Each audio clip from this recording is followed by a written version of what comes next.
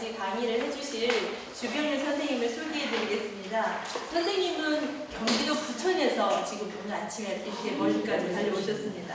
예, 고려대학교 대학원 한국어문학과를 졸업하시고요. 92년 현대시 5회 자무로 신인문학상 수상으로 등단하셨고요. 도서출판 홍인정음의 기획실장과 대감문예지 내일의 시 주간을 연임하셨고, 저서로는 시집이 있습니다. 소멸의 지평선, 빙어, 그리고 모음집이 있습니다. 마음은 사랑하는 법이 다르다. 그 외에도 논문도 있고 기타 여러 가지 시집도 있고 그런데 여러 가지 저희 도서관에서도 문학작가 풍년 사업으로 한번 오셔서 활동하신 적이 있으십니다. 주변인 선생님 멀리서 오셨는데 박수 큰 박수가 반갑습니다. 우리가 그 기획을 애당초 하기를 총 강의가 5번에 걸쳐서 이렇게 하기로 했고요. 거기에 이제 만해 한용운 선생님, 그 다음에 박용래 선생님, 그 다음에 오늘 이제 신동엽 선생님, 그 다음에 김인벽당 이렇게 해서 조명을 좀 합니다. 자, 오늘 우리가 공부를 하고자 했던 게 이제 김인벽당의 시세계, 그 다음에 신동엽 시인의 시세계 이렇게 됩니다. 역시나 김인벽당에 대한 문제는 여성이기도 하거니와 조선 사회의 어떤 풍속들을 들여다보는 그런 측면이기 때문에 자료에 의지할 수밖에 없는 한계성을 가지고 있습니다. 그래서 같이 한번 우리가 볼게요. 자, 김인벽당은 조선 전기 3대 여성 문인으로 그의 시는 생존 당대에도 이미 세간에 회자될 정도였다. 그의 작품은 궁벽한 시골 마을에서 속세에 초인하여 담담한 모습으로 삶을 관조하는 여인의 모습이 아련하게 그려져 있다. 현모양처 표상인 신사임당과 대조적인 작품으로서 친정에 홀로 사는 어머니에 대한 사무치는 그리움을 담은 김인벽당의 시조 3편이 중국의 열조집에 실려서 오늘에 전해지고 있다. 이는 개방적 학풍 속에서 이루어진 다양한 제방면의 학문들이 성숙되어 가면서 파급된 결과라고 볼 수 있다. 여기 이제 3대 여성문인 이렇게 얘기를 했는데요. 한 분은 신사임당, 또 한 분은 흔한서른입니다. 흔한서른과 아울러서 조선의 3대 문인으로서의 어떤 위상을 획득하고 있었다라는 겁니다. 이 시대의 여성 문인들은 비록 동시대 사제의 관계로 형성된 것은 아니나 서로에게 지대한 영향을 끼치며 유교 경전에 대한 해박한 지식을 발판으로 우주와 인간 본연 성정에 대한 이해, 이기 심성, 사단 칠정 등 철학적 사유가 수준 높은 곳에 도달해 있음을 알 수가 있다. 자, 김인벽당 1492년에서 1549년에 생물이 나와 있네요. 의성 김씨 김수천의 딸로 부여에서 태어나서 서천 비인현, 요즘은 이게 비인면으로 바뀐 것 같아요. 비인면, 그죠? 비인면으로 바뀐 것 같아요. 기계유씨 유여주에게 시집갔다. 유여주는 1518년 현량과에 추천되어 이름이 높았으나 기묘사화 때 고향 비인에 응가하여 산 인물이다. 정조부 김숙로와 조부 김축에게서 글을 배웠고 문장을 잘 했고 서법에도 식견이 있어서 글씨를 잘 썼다고 합니다. 시집으로는 인벽당집이 규장각과 일본인 다카시에게 있었다고 하나 현재 전하지 않는다. 그의 시는 열조 시집, 난서른집, 대동시선 등의 일부가 전해오고 있다. 시는 주로 가난과 이별에 따른 여인의 한을 그리고 있고 빈여음, 이제 흔한서른의 빈여음도 있습니다. 흔한서른의 빈여음도 있는데 여기 역시 김인벽당도 빈여음이라는 제목으로 시를 발표했던 것 같아요. 깊은 산골 벽촌에서 가난하여 술이 없어 손님을 밤에 돌려보내는 안타까운 심정을 진솔하게 나타낸 시가 바로 빈여음이다. 흔한스러운 빈년과 상벽을 이룬다. 특히 정별에는 이별의 슬픔을 나타낸 일반적인 한시의 주제를 다루었으면서도 여성 특유의 정황과 수심의 내면 세계를 곡진하게 나타내었다. 오랫동안 객지에 나가 있는 임을 그리는 애절한 심정이 잘 나타나 있다. 죽은 해는 분명하지 않으나 날짜는 2월 21일로 알려져 있으며 묘는 충청남도 서천군 비인에 있다고 기계 유시 족보에 전한다. 이거 두 번 중첩이 됐네요. 하나는 뭐 수정을 하세요. 비인은 백꽃, 복숭아꽃이 흔해서 이로 인해 동네 마을 이름이 도화동이 되었다고 한다. 물 고인 곳에 연못을 파 목 가운데 소나무와 대나무를 심어서 선취정과 임벽당을 조성하였고 서천 비면 남당리에는 집터와 부부가 심었다고 전해지는 500여 년 된 은행나무가 현재 마을을 지키고 있을 뿐이다. 이제 다음 주에 우리가 여기를 문학 답사를 갑니다. 자, 김임벽당은 많은 수의 한시 작품을 지었을 것이나 이렇게 나와요. 오늘날까지 전해지는 작품은 7수밖에 없다. 7수밖에 없다. 김임벽당의 7세손 유색이는 각각 흩어져 전해지고 있던 7수의 시를 수습하여 각 명사에게 서와 발문을 청하여 임벽당 7수구를 발간하였다. 서문은 유색이, 남구만, 조지겸, 윤정, 조인수, 한태동, 남용익 전부 다 기호학파의 학자들입니다. 기호학파의 학자들, 이 사람들로 하여금 발문도 쓰게 하고 했다는 거죠. 7수의 시 가운데 제 임벽당 이수는 임벽당이 베개에 자필로 수놓은 시이고 정질자, 정별, 종손 이수는 국조시산의 별정, 빈념, 고객사, 삼수는 열조 시집에 수록되어 있는 시들이 바로 여기에 속한다. 자, 바로 이제 시로 넘어갈게요. 임벽당에 제하여 작은 마을이 극히 깊은 한 구석, 자연 몹시 사랑하니 근심 이절만 하네. 인간사 옳고 구름 얽매이지 아니하고 꽃피면 봄, 잎지면 가을인 줄 안다지. 자, 물론 뭐 사대부가에서 물론 그죠? 글자를 깨우치고 우주적 어떤 사상 이런 것들을 토대로 가졌다고 하더라도 그런 것들을 토대로 해서 이 시상으로 이렇게 표현하기는 그렇게 쉬운 일은 아닙니다. 특히 요즘과는 틀려서 요즘 여러분들 중에서는 이제 시도 배우러 다니시고 뭐 이렇게 하시는 분들 많잖아요. 어떤 형식의 문제, 그 다음에 시가 가지고 있는 어떤 바탕적 사상 이런 것들을 공개적으로 습득하지 않는 한 여인이 자기의 내면 세계를 이렇게 절대된 정서로 표현해내기란 쉽지 않다는 얘기죠. 자, 작은 마을 그 깊은 한 구석, 자연 몹시 사랑하니 근심 잊을만 하네. 인간사 옳고 구름 얽매이지 아니하고 꽃 피면 봄, 잎 지면 가을인 줄 안다지. 이렇게 초연한 거죠. 초연지기 이런 것들을 갖고 있다. 이 시에 대하여 남구만은 암송하면 성률이 화평하고 음미하면 흥취가 거극하고 한가로워 시경 이남의 유풍을 개성하였다고 평하였다. 그리고 세속을 벗어난 나치와 자덕의 즐거움, 가난하나 검약하여 화려함을 그리워하지 않았다며 도연명과 인포의 작품들과 견줄만 하다고 극찬하였다. 이 시는 임벽당이 베개 양쪽 모서리에 자신의 필체로 수를 놓은 것인데 남구만이 슬을 쓸 당시까지 약 200여 년간 후손이 보관해 내려왔다고 한다.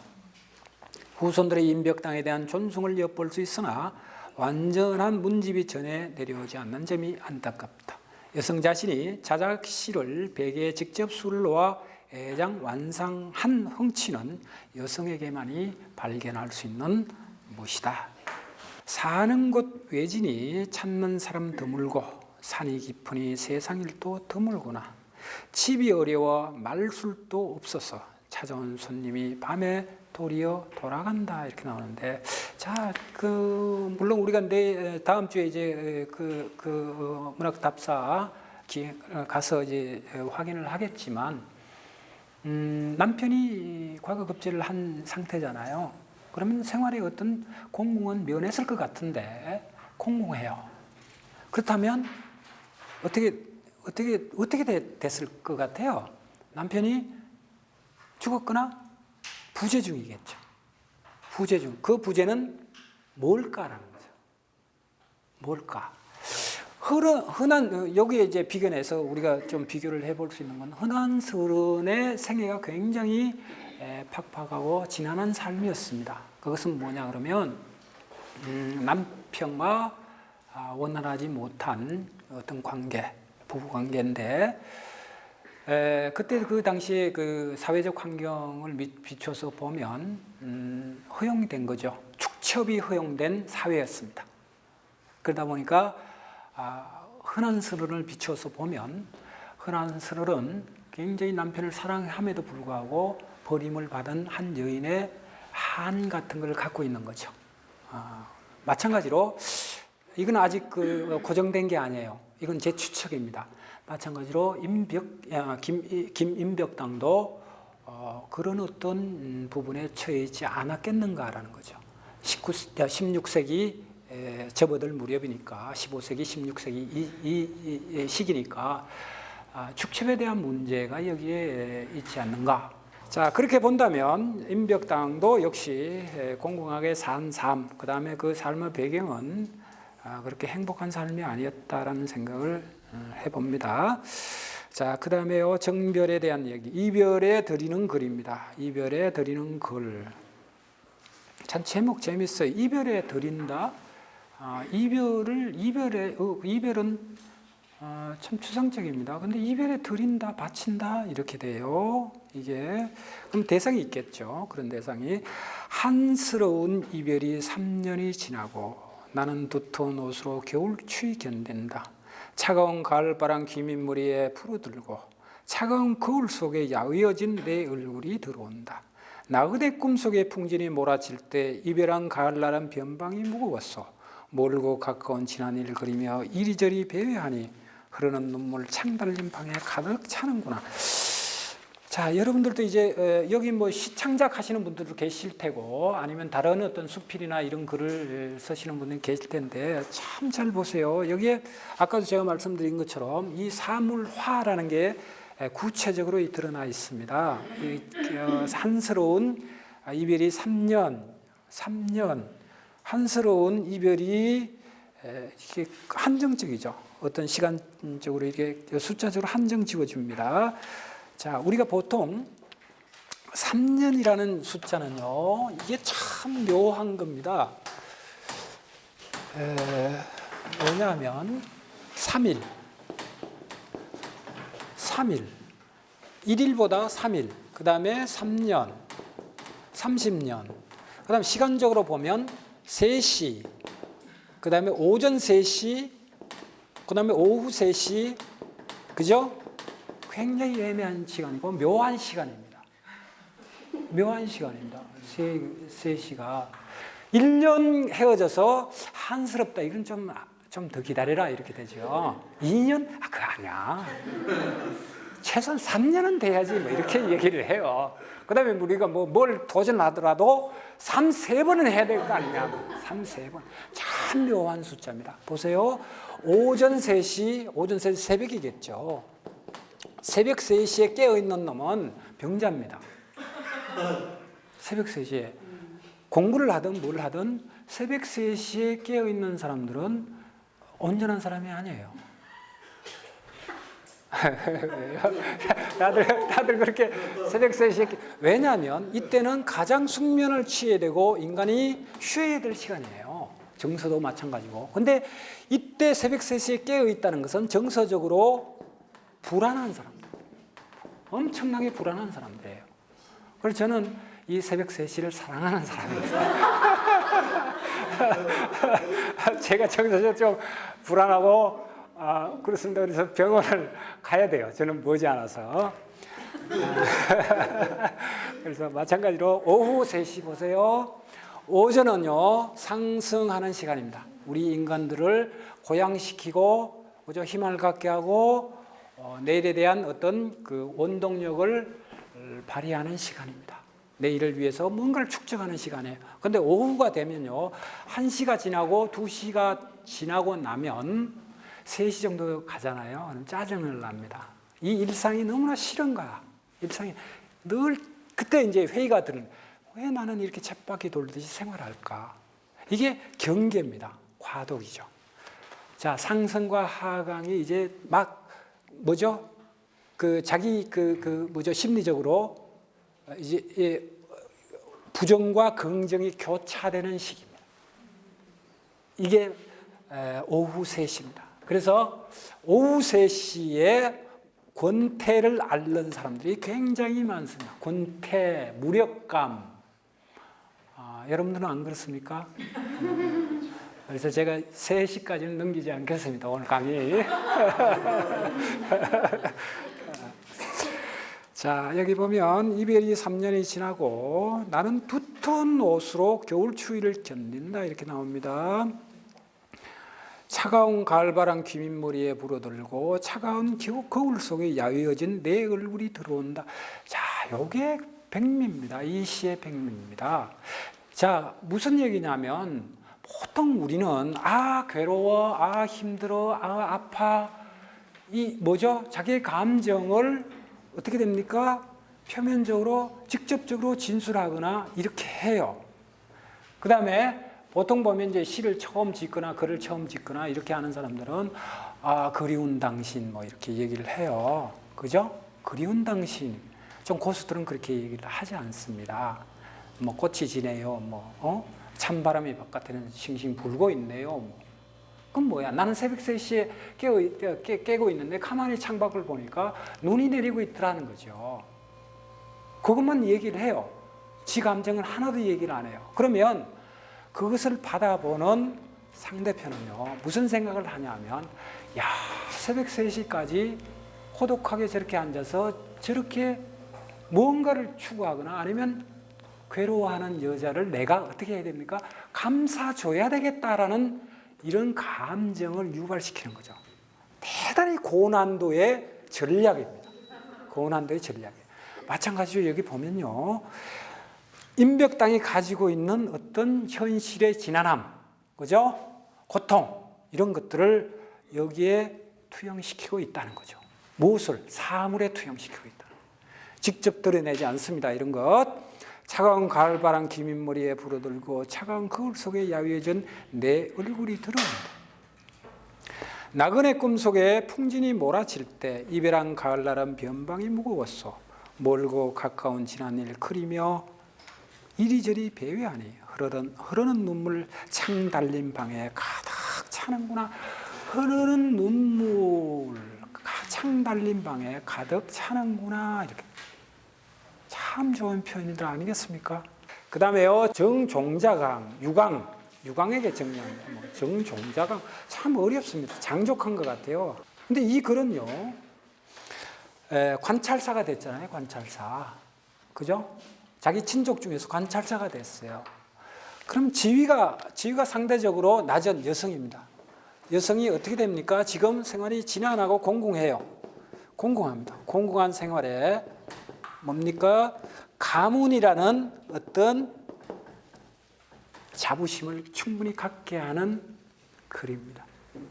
관찰사를 통해서 그 관찰사가 이 험한 산중까지 찾아와 줬다는 그 자체로만 하더라도 이 화자는 뿌듯함을 느끼는 거죠. 고마움을 느끼는 거고. 거기에 대한 이 얘기를 지금 하고 있는 겁니다. 자, 피부치가 뜬구름처럼 흩어졌는데 이렇게 하니까 그렇게 뭐죠? 부유한 가정은 아니고 피부치가 뜬구름처럼 흩어졌다 그랬으니까 뭔가 고난이 있었다 이런 얘기겠죠. 고난이 있었는데 오늘같이 직접 만나 볼 날이 있을 줄 어찌 알았으리. 멀리서 찾아와주는 그 후덕함이 고마워. 명아주익과 콩나물국만으로 밥을 먹어도 부끄럽지 않구나. 자, 가난이 부끄럽지 않다. 무엇이? 내 가문에도 이런 사람이 있다. 그 다음에 이런 사람, 이 가문의 이런 지위에 대한 문제가 아니라 이런 학식이죠. 조선 사회는요, 요즘은 예를 들어서 권력이지만, 권력에 대한 표상이지만, 그죠? 저 사람이 과장인가, 부장인가, 아니면 이사인가, 이렇게 따지잖아요. 근데 옛날에는 그게 아니고, 학식이 얼마나 높냐. 학식이, 우리는 뼈대 있는 가문이고, 뭐죠? 우린 선비 집안이고, 그런 걸 내세울 때는 우리 집안이 무슨 부장이고 과장이고 이런 걸 따지지 않는 거죠. 얼마나 사상적으로 학식이 높냐. 그럼 관찰사라는 그 직위는 굉장히 높은 관직이거든요. 그러면 아울러서 덩달아서 우리는 거기에 뭘 부여할 수 있냐면 학식이 높다. 아울러서 화자의 가문에 대한 자긍심이 잘 드러난다. 현재 내가 가난하더라도 내 가문은 이렇게 학식이 높다는 데에 대한 어떤 자긍심 같은 것들이 잘 드러난 시가 이 시다. 그 다음에요, 빈념. 가난한 여인이 하는 노래, 뭐 이런 쪽으로. 밤이 깊도록 배를 짜며 쉬지 않아도 배 짜는 차가운 소리는 뱉을만큼 근심으로 무겁다. 내가 짜는 한 피의 모시적삼. 마무리되면 누구의 옷이 되든 되겠지. 이렇게 나오는데, 자, 배를 짠다. 사대부가의 출신의 여인입니다. 사대부가의 출신의 여인이 배를 짠다라고 얘기를 하면 그 살림의 규모는 이미 가세가 기울 대로 기울고 손수 경제 활동을 하지 않으면 유지가 되지 않는 가세입니다. 그것을 우리는 이 시에서 볼 수가 있습니다. 자, 이렇게 해서 임벽당의 시가 이제 마무리가 되고요. 자, 현대문학의 현장, 시인 신동엽의 생애와 시.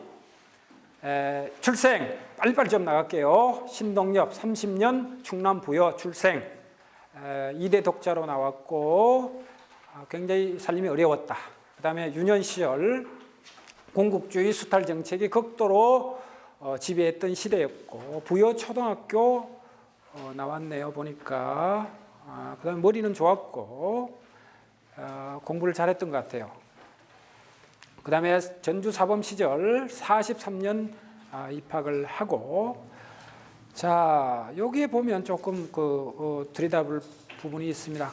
빈곤의 시대에 가난한 수재들이 열망하는 또는 선택할 수밖에 없는 곳이 바로 사범학교다. 선생이 되니까, 그럼 선생이 되면 먹을거리는 걱정 안 해도 되잖아요. 우선 생계는 해결이 되니까.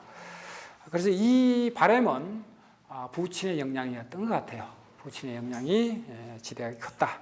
신동엽은 학우들과 잘 어울리지 않고 문학, 종교, 사상사에 파묻혀 살았다. 일제히 무리한 근로봉사, 이런 것들을 통해서 이제 민족 의식에 눈을 뜨게 되고, 학교를 다니면서 이제 해방을 맞는데 그 당시 반응은 알 수 없다. 48년 남한 총선에 반대했다. 이미 뭐죠? 대의가 아닌 것, 쉽게 얘기하면 길이 아닌 것, 그 다음에 타협하지 않는 어떤 강직성, 이런 것들이 이때 이미 갖춰지게 됐다. 이런 얘기입니다. 자, 그 다음에 단국대학 시절 6.25 49년 단국대학교 사학과 입학하고, 그는 역사에 깊은 관심을 갖고 있었고 진정한 민족주의가 좌절된 정치적 현실에 대한 좌절감, 그리고 한의 서정을 표현한 나의 시 같은 것들을 발표하기 시작했다. 6.25 전쟁은 신동엽의 정신과 육체에 치명적 손상을 입힌 시기이다. 7월부터 9월까지 부여에서 인민군의 강제 부역을 함으로써 수복 후 부산으로 도피, 12월 방위군으로 징집되고 군 간부들의 부정부패로 굶주림과 질병에 시달리다가 이듬해 2월 추위와 굶주림 속에서 귀향하고 오랜 요양을 필요로 한 이 귀향길에서 배고픔을 이기지 못하여 민물의 날개를 생으로 잡아먹고 나중에 간디스토마로 고생을 하게 되고, 결국 이것이 간암으로 발전을 해서 사망하게 되는 계기가 됩니다. 자, 백제 사적과 농민 전쟁 전적지를 답사하면서 참여적인 어떤 시인의 풍물을 거기서 다듬게 됩니다. 적과 아군의 의식을 가지게 되죠. 그 다음에요, 졸업 후 이렇게 보면 이제 부인과 결혼하게 되고 보령농고에 취직했고 질병이 다시 재발하고 이때 이제 이야기하는 정규군의 대지라는 시를 써서 조선일보에 당선이 됩니다. 그래서 이 시가 사상검열에 걸리죠. 그래서 20편 가까이가 삭제되어서 발표가 됩니다. 이미 첫 발을 방골 기질로 이렇게 드러났으니까 이렇게 밀고 가죠. 지금 서울생활, 교육평론사 재직하고 본격적인 시인으로서 삶을 시작되고 이 싱싱한 동자를 위하여라는 시도 발표하게 되고요. 4.19 학생혁명 시집을 엮어서 4.19의 정신을 자유와 정의로 읽어내고 승리와 그 감격을 노래했다. 그러나 미완의 혁명은 쓰라린 좌절도 함께 가져다 주었다. 이렇게. 근데 그때 당시에는 교사로 재직하게 되고 비교적 안정된 생활을 하고 우리 한국신문학사가 1910년이죠. 1910년부터 2013년 지금까지 왔는데 10년 단위로 이렇게 끊어져요. 그럼 45년 크게 보면 이때는 일제강점기죠. 그 다음에 50년, 60년 이렇게 나오는데 이 시기에 활동했던 시인이 바로 신동엽 시인입니다. 그러면 45년부터 50년까지 우리는 공허기입니다. 혼란이죠. 정체성에 대한 문제를 앓기 시작하는 시기가 바로 이 시기입니다. 그 이후에 이제 50년 동란이 있고 60년대까지 부정부패죠. 부정한 사회의 비리, 부조리한 사회입니다. 부조리한 사회가 전개가 되고요. 이후에 이제 그것이 민주화 운동으로 발전을 해서 60년 4.19가 나고 그 이후에 이제 적과 아군의 구분이 분명해지는 거죠. 그 전까지는 확실하지 않았다는 거죠. 확실하지 않았다. 왜냐하면 45년부터 60년대까지는 굉장히 혼란스러웠으니까 누가 적이고 어떤 대상을 향해서 예를 들어서 한글을 해야 될 것이며 어떤 대상을 척결해야 될 것인가에 대한 부분이 불분명했다는 거예요. 그 시기가 바로 혼란기였다는 겁니다. 60년까지. 그런데 60년 이후에는 분명한 적외설정이 가능했다. 그때 이 신동엽이가 바라보는 신동엽 선생님이 바라보는 적의 개념은 바로 민본 위주의 사상에 위배되는 거죠. 특히 이제 동학이라든가 이런 것들에 대해서 침잠하게 되는데 여기는 외세에 대한 문제가 나옵니다. 아까 이제 우리 위정책사 운동 뭐 그 얘기처럼 그 다음에 기호학파가 지향했던 게 전부 다 이런 것들이잖아요. 그죠? 이런 것들입니다. 이런 것들에 대한 문제가 이제 나타나기 시작하는 거죠. 신동엽 선생님께 그런 기질이 있었다는 겁니다. 자, 그 다음에요. 그 이후에 이제 5.16을 겪게 되고요. 여기 보면 아사녀라는 시집이 출간이 되기 시작하고 6.3 사태가 나고 그 다음에 참여시 드디어 우리가 대표작이라고 얘기할 수 있는 껍데기는 가라 이렇게 전적이 됩니다. 그 이후에 이제 금강이라는 장시 대서사시가 발표가 되기도 하죠. 일약 60년대를 관통하면서 김수영과 더불어 우리 한국 참여시의 한 부리로 자리매김하게 되고요. 그 이후에 다시 70년대, 80년대 노동운동, 참여운동의 모태를 제공하는 역할을 담당했던 것이 바로 신동엽 시인의 시적 세계입니다. 크게 보면 그것이 이제 껍데기는 가라로 표상되는 그 시적 세계고, 자 그렇게 해서 이제 그 69년 간암으로 사망을 합니다. 자, 작품 경향. 1950년대 우리 시단 모더니즘 그 물결 전통 지향적 보수 이런 양대 그 어떤 그 경향성, 이 경향성이 넘치는 시대, 이 시대에도 결코 보수나 모더니즘 계통의 경향성에 합류하지 않고 독자적인 시 세계를 구축해 가기 시작했다. 그것이 뭐냐? 바로 민중과 가치, 그 다음에 화합적 차원, 이데올로기의 대립, 이런 것들을 배격을 하는 쪽의 어떤 시 세계를 구축합니다. 자, 50년대 신동엽은 생애 가운데 정신적으로나 육체적으로 가장 커다란 고통을 경험한다. 이렇게 나오는데, 여기 작품 경향은 앞에 우리 이미 소개가 됐기 때문에 조금 넘어가도록 하겠습니다. 자, 그다음 시어. 자, 신동엽의 시어는 고유어의 사용이 두드러진다. 좀 우리가 눈여겨볼 필요가 있습니다. 이 점은 그의 시 소재와도 직결되어 있다. 그는 민족의 순수성 및 동일성 회복을 위하여 시적 표현으로 우리말의 순수성 회복에 역점을 두었다. 고유어는 자연을 표상하는 시어가 많고 우리 민족의 생활 속에서 노동이나 민속과 관련되어 나타난다. 또한 다소의 한자를 사용하였는데 한자는 관념적인 제목이나 추상적인 의구 혹은 강조하고자 하는 시어와 고유명사, 특히 자연물, 문명, 인칭 등에서 높은 빈도를 보인다. 그리고 외래의 사용은 대개 지명, 인명, 문명이나 사물을 지칭하는 경우에 국한하고 무질서하게 외래어를 쓰지 않았다. 이게 이제 특징입니다. 그 시어는 반복적으로 시의 반복적 사용 이런 것들을 통해서 강조를 나타내고 아울러 그 시에는 부정적 의미를 나타내는 시어가 많이 나타납니다.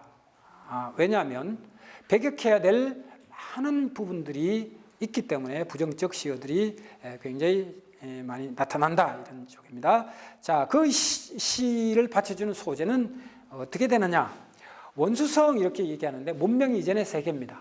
원수성이란 건 문명 이전에 형성된 세계, 숲, 대지, 달밤, 원무 뭐 이런 것들에 대한 얘기. 그 다음에요, 차수성, 단절이죠. 차수성은 단절입니다. 벽과 벽 사이가 단절되듯이 우리가 이때 이 단절성은 남과 북의 단절, 이념의 단절, 그 다음에 소통의 단절 이런 것들입니다. 세대와의 단절 이런 것들을 얘기를 하고 있다. 문명, 세계, 전쟁, 그 다음에 모래밭, 고드름, 구름, 사막 이런 것들이 표상하는 것이 바로 이런 단절의 의식을 표상하고 있다. 그 다음에 귀수성, 돌아가고 싶은 거죠. 어디로? 원수성으로 돌아가고 싶은 거죠. 문명 이전의, 단절 이전의 세계, 화합적 세계, 평화로운 세계로 돌아가고자 하는 것이 그것을 드러내는 시어들의 소재가 바로 이러이러한 것들이더라. 이런 얘기입니다. 강하죠. 어조. 굉장히 남성적 톤을 가지고 있습니다. 문체적 특성인데 그럼에도 불구하고 여성성을 드러내고 있습니다. 굉장히 고독하고 외로움 이런 것들을 많이 느꼈던 것 같고요. 그 다음에 다섯 번째 율격. 그의 시 전반에 나타난 율격은 민요적 성격이 강하다. 한의 정서가 표출된다. 짧고 간결하고 행의 운율과 여성적 어조, 한을 드러내고 있고 분위기, 민요의 전통적 분위기 이해된다. 그의 시 기본 율격은 민요 율격, 삼음보, 사음보 뭐 이런 것들이 기본 리듬으로 차용되고 있더라. 그 다음에 문학사적 이 참여시 전통성을 개성했다. 이렇게 나오는데 아까 제가 말씀드린 것처럼 이 혼란기를 거치면서 60년대 김소영과 아울러서 우리 현대시의 참여시 계통, 노동운동의 계통, 그 다음 민주화 운동, 민중운동의 하나의 시발점의 역할을 하게 됐다라는. 그 다음에 신동엽의 시세계는 얘기를 했고요. 문학사적 위치를 보면 신동엽이 문단에 등단한 50년대 말은 자유당 독재 정부에 의해서 반공 2년 만에 허용되던 시기이다. 이 시기에 그는 진달래 산천이나 작품을 통해서 전쟁의 아픔과 분단이라는 상황입니다. 사황이 아니라 상황을 형성하고 있다. 또한 4.19와 5.16을 겪으면서 문학의 현실 참여에 대한 생각을 적극적으로 표현하고 그 얘가 장편 서사지 금광 금강, 그 다음에 껍데기는 가라. 이런 류의 시입니다. 그래서 그는 민족의 현실이 여러 불합리한 상황들에 의해서 왜곡되고 있음을 직시하고 이를 극복해야 한다는 생각을 굳히게 이루고 이런 측면에서 김수영과 더불어서 참여시 세계를 펼쳐 보였다는 문학사적 이의를 갖고 있다는 그것이 신동엽 선생이 가지고 있는 문학적 위이기도 합니다. 자, 바로 들어가서 껍데기는 가라. 4월도 알맹이만 남고 이렇게 나오죠. 4월이 표상하는 것, 상징하는 것은 뭐죠? 4.19죠. 4.19 민주화 운동입니다. 자, 그 이외에 민주화 운동, 4.19 운동, 민주화가 지향했던 운동 이외에는 전부 다 화자에게는 뭐죠? 뭘로 비친다? 껍데기라는 거죠. 껍데기라는 거죠. 전부 다 껍데기다. 그 다음에 껍데기는 가라 동학령 곰나루의 그 아우성만 살고 이렇게 나옵니다. 동학령 곰나루는 뭐죠? 농민운동인데 동학이 지향했던 사상이 뭡니까? 인내천 사상. 사람이 곧 하늘이고 평등 사상입니다. 그죠? 차별이 없는 세상이고 평등한 세상이고 평화로운 세상입니다. 그것이 어떻게 농민운동으로 번지는 거죠. 거기에 이제 또 하나 추가를 한다면 자주적 시대 정신입니다. 자주적 시대 정신이에요. 우리 힘으로 이런, 우리 힘으로 외세를 배격하자. 이게 이제 동학 농민운동의 골간입니다. 기본적 골간입니다. 그 이외에는 전부 다 화자에게는 껍데기다. 이런 껍데기다. 자, 그리하여 다시 껍데기는 가라. 반복입니다. 이곳에선 두 가슴과 그것까지 내놓은 아사들과 아사녀가 중립의 초래층 앞에 서서 부끄러움 빛내며 맞절할지 이곳이 어디냐는 거죠, 도대체. 자, 아까도 우리가 신동엽 선생의 시 세계를 일람할 때 뭐라고 그랬습니까? 이념 이런 얘기 나오잖아요. 이념, 이데올로기 이런 얘기가 나옵니다. 그러면 자 보세요. 이곳에선 두 가슴이라 했어요. 우리나라를 지도를 이렇게 놓고 보면 이놈하고 이놈이야. 그죠? 남북입니다. 남북. 두 놈이 어떻게 됩니까? 가슴과 했으니까 마음이겠죠. 이데올로기를 배격한 민족성 이런 걸로 뭉쳐서 이런 그것까지 내놨다. 그것이 어디입니까?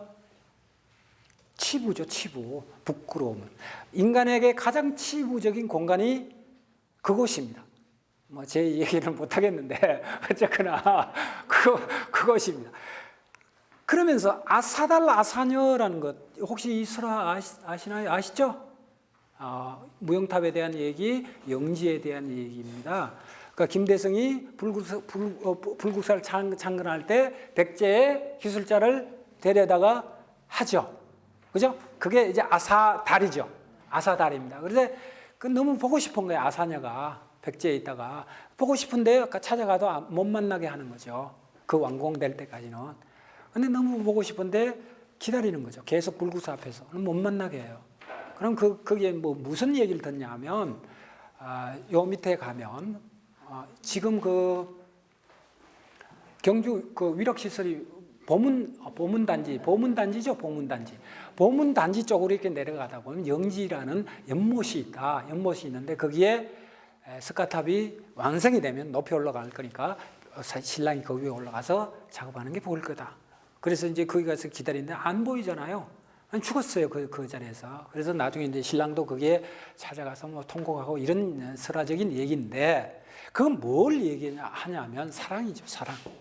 아까 제가 목숨 거는 사랑입니다. 이 사랑이에요. 서로 사랑해라 하는 거죠. 부끄러워하지 말고 서로 사랑해라. 자, 중립의 초래층 앞에 서서 이렇게 나왔으니까 여기 가라는 거지. 여기 판문점 이런 거 아니겠습니까? 중립지, 비무장지대 이런 데 가서 그냥 다 까고 얘기해. 숨기지 말고 뭐 부끄러울 게 뭐 있냐. 이렇게 해라 이런 얘기입니다. 그 다음에 껍데기는 가라 한라에서 백두까지 이렇게 나오는데 이건 대유적으로 이렇게 표현을 한 거죠. 그죠? 한민족 전체를 포괄하는 이 얘기입니다. 그렇게 해서 한글은 흙가슴만 남고 이렇게 나왔으니까 이 국토죠. 순수성. 자, 순수성 이런 것들만 남고 그 다음에 그 모든 세부치는 가라세부, 이때 이 세부치는 무엇을 상징할까요? 예? 예? 일제? 전쟁입니다. 전쟁. 유교의 상은 뭐 이런 것들. 지금도 우리는 그러잖아요. 제가 어제 저녁에 가면 잠을 못 자겠는 거예요. 여러분들 만난다는 그 설레임, 이런 것 때문에 잠이 안 오는 거예요. 그래서 곰곰이 이렇게 생각을 하더니 굉장히 이념적으로 심각합니다. 그죠? 뭐 어떤 쪽에서는 뭐 NNL 깠니 안 깠니 포기했니 안 했느니 뭐 이런 얘기가 있고, 하여튼 정치적인 그 논쟁이 굉장히 성성합니다. 그럼 제가 아까도 말씀드린 것처럼 논쟁이 당쟁이 되고요, 그죠? 정쟁이 되고, 정쟁이 심화가 되면 당쟁이 되고, 그 다음에 당파가 됩니다. 당파가 됩니다. 요즘 가만히 이게 추세를 들여다보면 그런 조짐들이 자꾸만 이렇게 보여요. 서로에 대한 정오심밖에 남지 않았습니다.